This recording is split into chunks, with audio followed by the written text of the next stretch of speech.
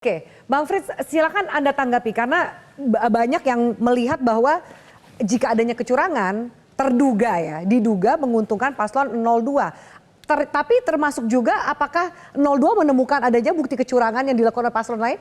Ya, terima kasih Mbak Afi. Pertama-tama saya mau kritik terhadap judul ya. Pemilu kita ternoda. Seakan-akan pemilu kita ini ternoda sebagaimana yang disampaikan. Kita mengacu pada tahun 2019.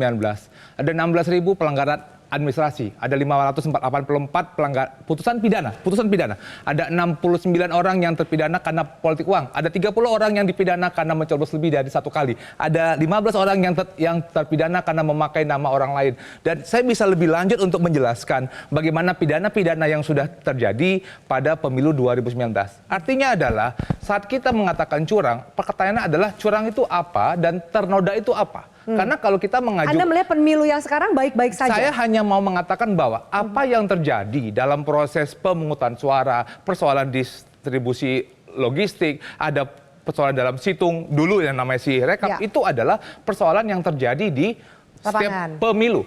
Dan itu sesuatu yang perlu kita perbaiki dan tanggung jawab kita bersama. Itu poin saya yang pertama. Poin saya yang kedua adalah harus dibedakan antara kecurangan dan kelalaian ataupun pelanggaran.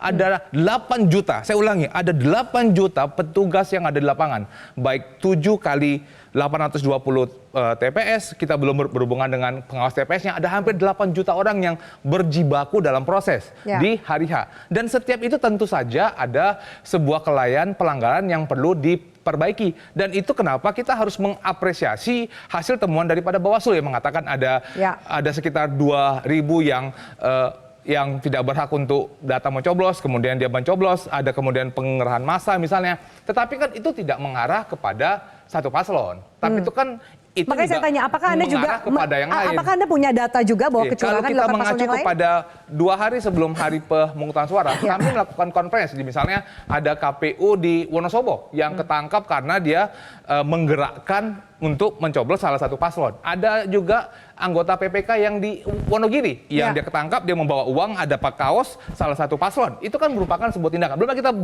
berbicara mengenai yang di Malang misalnya. Ada politik uang untuk mengarahkan untuk mencoblos salah satu paslon. Poin saya adalah saat kita berbicara mengenai usaha-usaha untuk melakukan intimidasi, kami merasa kok seakan-akan ini semua tuh kok mengarah ke paslon 2 ya. Ya, makanya saya tanya. Jelajahi cara baru mendapatkan informasi. Download Metro TV Extend sekarang.